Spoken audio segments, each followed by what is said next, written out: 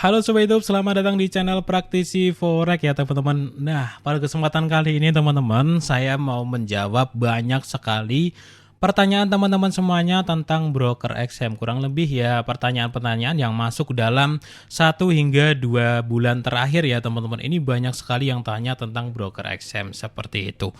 Oke, yang pertanyaan yang pertama teman-teman, emang broker XM minimal WD-nya 5 juta ya Bang ya?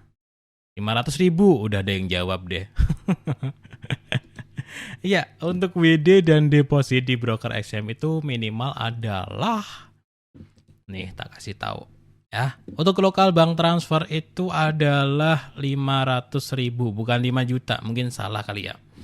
Nah, ini 500.000 minimal, tapi kalau teman-teman mau deposit lebih kecil bisa pakai Neteller, ini adalah $5. Dan untuk withdraw-nya teman-teman itu sama ya, 500.000 juga.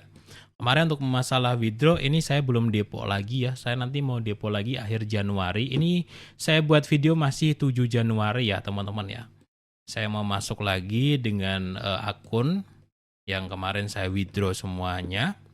Banyak akun yang saya withdraw ya, yang 2 akun tuh saya tunjukin di sini ya. Kemarin saya narik 100 jutaan ya, itu aman penarikannya kayak gitu.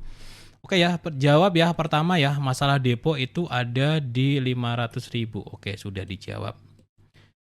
Oke, di sini saya kemarin yang narik uang itu ya sudah saya tunjukin. Bang, apakah broker XM masih aman digunakan tahun 2026 ini? Saya masih gunain ya. Masalah amannya sampai kapan ya, mudah-mudahan seterusnya ya teman-teman ya. Karena apa? Karena ya kita kalau milih sebuah broker ya, broker itu semuanya ada resiko teman-teman. Saya nggak berani pastiin, oh ini broker XM aman seterusnya, ya nggak bisa juga. Saya siapa gitu. Broker yang gede-gede sekalipun itu bisa bangkrut semuanya teman-teman. Semuanya beresiko. Oke, sekarang kita akan bahas lebih dalam nih, aman atau tidak ya. Sejauh ini aman dan saya sudah pakai 10 tahun aman-aman aja.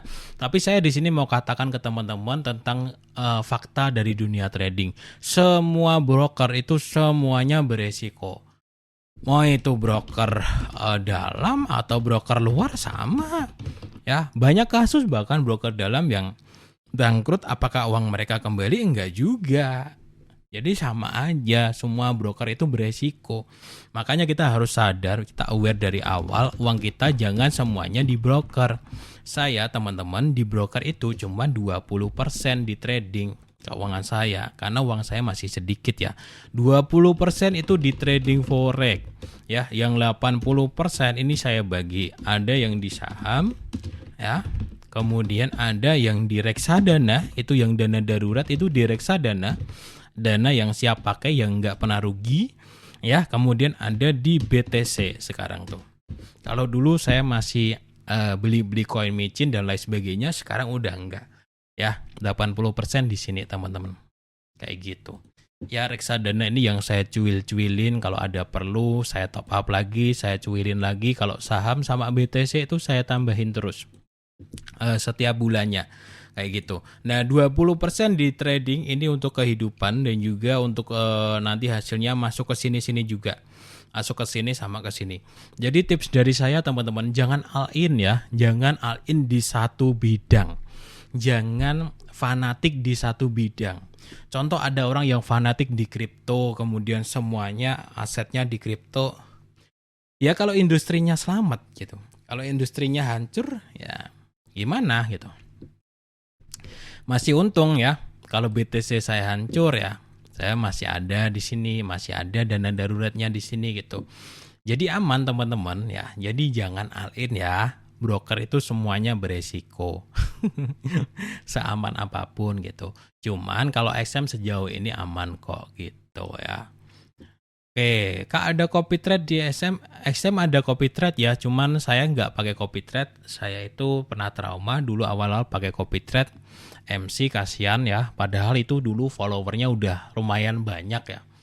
Itu udah lama teman-teman, tahun 2018an ya, followernya udah lumayan banyak, 30-an orang ya, karena naik mulu. Saya lost control, MC dan banyak yang rugi sejak saat itu kayak trauma gitu ya. Kalau trading di copy trade itu kayak dilihatin banyak orang gitu. Grogi ya dan nggak bebas seperti ada tanggungan mental di situ. Akhirnya saya nggak pernah buka copy trade lagi sampai sekarang ya. Terserah lah mau dibilang apa ya, males aja gitu. XM bisa disambungkan ke TradingView. Sekarang XM tampilannya sudah ada yang TradingView. Nih, ini langsung di TradingView-nya. Ya, teman-teman ya. Jadi XM sudah bisa pakai TradingView dan ini tampilan yang baru. Jadi teman-teman bisa langsung trading di website XM-nya ya. Dan ini tampilannya keren, TradingView. Ya, kalian bisa langsung beli dan jual dengan nyaman di sini. Nanti kapan-kapan deh kita praktek di sini karena sebelumnya saya prakteknya di MetaTrader terus ya. Nanti kapan-kapan tenang kita praktek di sini ya. Perbedaannya apa gitu antara aplikasi MetaTrader sama dengan aplikasi XM yang di website. Nah, nanti kita akan praktek di sini. Ya, tentu saja ada banyak perbedaan ya, ada AI-nya juga. Nah, nanti pokoknya itu di video khusus aja, itu panjang nanti. Saya di sini pengen nyantai-nyantai aja sambil jawabin ke teman-teman. Bang izin nanya, kalau mau WD 20.000 USD di XM apakah bisa langsung? WD itu kamu bisa cek langsung itu penarikan tuh maksimal berapa bro. Ya, kalau memang penarikan maksimal 250 juta ya nggak bisa langsung. Ya, memang ada batasannya gitu, sekali penarikan. Mungkin bisa ditarik 2 kali kayak gitu. Mantep ya. Saya tahu kok klien-klien yang trading di praktisi forex saat saya tanyain ke pihak XM. Kan yang daftar dari link saya ini banyak. Meskipun saya nggak ikut dapat komisinya ya. Ini langsung dari pihak XM. Saya tanyain banyak yang masih bertahan. Ya, banyak yang masih bertahan trading di XM, saya tahu datanya. Waktu saya tanyain, oh segitu, angkanya juga lumayan gede. Saya senang kenapa? Kalian nggak banyak, ya ada yang margin call itu ada, ya tentu ada lebih banyak ya. Tapi banyak juga yang bertahan. Sampai sekarang itu saya senang, saya ada datanya dan itu data yang cukup rahasia. Ternyata banyak juga yang bisa survive ketika saya lihat klien-kliennya. Begitu juga ada di broker lain, saya juga bisa lihat di situ bahkan beberapa kali bulanannya tuh lebih gede withdrawnya. Itu saya agak, wah ini broker nombok dong gitu, karena saya bisa lihat di situ datanya berapa berapa M jumlah yang deposit, berapa M jumlah yang withdraw itu kelihatan. Dan ini ya saya nggak mau terlalu jauh ya, Bang izin nanya ini ya, kalau memang batas limitnya 250 ya udah berarti harus ditarik 2 kali. Kok saya gagal daftar di XM? Tanya ke CS-nya bro, ya, tanya ke CS gagalnya di mana. Ini kan saya nggak tahu ini, apakah dokumennya kurang terbaca, apakah ada yang kurang dokumennya kayak gitu. Ini kemarin ya, Bang tolong jelasin saya ikut kompetisi di broker XM juara 2, terus 3, juara 4, 6, 7 kok nggak pernah dapet hadiah. Ini bohongan kali ya. XM hampir seharian nggak dapet apa-apa. Tanyain bro ke CS-nya bro, kalau ada daftarnya dan ada juaranya pasti dapat kok. Saya dulu juga pernah ikutan kayak gitu, dapat juara 3 itu pernah dapat juga. Cuman sekarang males ya. Bedanya XM Connect sama XM Trading apa? Sama aja bro. Ya teman-teman, jadi teman-teman itu bisa sekarang trading di websitenya kayak gini, atau teman-teman bisa download juga aplikasinya ya di sini. Nah, itu bisa juga dari handphone ya, bisa. Sama aja tampilannya webnya kayak gini. Bagus sekarang tampilannya, bisa connect ke TradingView langsung ya. Bagus, ada kemajuan. Saya senang dengan broker yang update ya. Jadi ada broker yang, apa itu namanya ya, update-nya itu di websitenya, di sosial medianya itu udah beberapa tahun yang lalu gitu. Tapi masih banyak yang pakai. Tapi kalau XM itu update terus promonya, itu senang saya. Penarikan WD-nya susah nggak sih? Oke, enggak lah. Oke, minimal depo. Oke ya teman-teman ya, kalau ada teman-teman tanyakan aja di kolom komentar. Bang kan saya XM itu pakai yang aplikasi, tapi sekarang nggak bisa masuk, disuruh update, tapi nggak bisa update. Kira-kira update-nya di mana ya bang? Karena di Play Store udah nggak ada, tolong jawab. Ini bro, di websitenya ya. Kalau teman-teman pokoknya soal aplikasi langsung download di websitenya sini. Kalau kurang jelas tanyain ke live chatnya. Dulu nggak ada loh live chat kayak gini loh. Sekarang ada teman-teman, bagus ya. Ada kemajuan. Oke. MT5 nggak ditemukan BTC USD. Ada BTC ada. Oke. Oke ya teman-teman ya, saya mau bahas itu aja beberapa pertanyaan dari teman-teman tentang withdraw.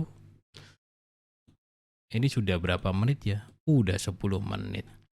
Gini ya teman-teman ya, ini saya buat khusus soal broker XM di sini, dan kalau teman-teman ya mau ada pertanyaan lain tentang broker XM, tanyakan aja di kolom komentar, nanti tak balas-balesin ya. Tak balas-balesin khusus dari video kali ini.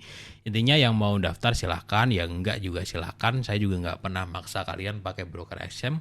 Saya di sini merasa aman, jadi saya sharing aja. Tapi resiko tetap tanggung sendiri-sendiri.